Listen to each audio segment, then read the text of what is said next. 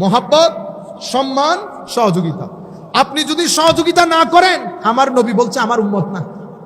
কিভাবে বলছে?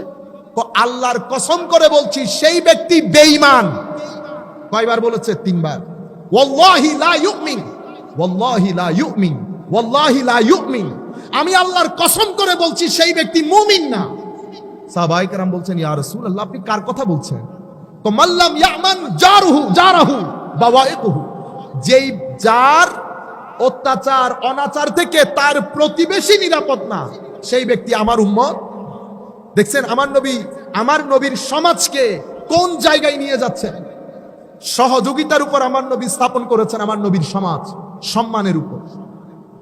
কিন্তু আমরা যেই সমাজে বসবাস করছি সেটা সেই সমাজ না, সেটা হচ্ছে দূরাদূরির সমাজ। আপনি যখন এভাবে জীবন যাপন করবেন, সিদ্ধান্ত আপনার জীবন থেকে 2টি জিনিস একেবারে হারিয়ে যাবে, যেভাবে সমাজ থেকে ব্যাঙ হারিয়ে গেছে। এটা আমার নবীর হাদিস। আল্লাহর সৃষ্টি জগতের মধ্যে কিয়ামতের আগে আগে যেই জিনিসটা প্রথম হারিয়ে যাবে সেটা ব্যাঙ। আদ-দিফদা বলে আরবি। ব্যাঙের আওয়াজ শুনতে পান এখন?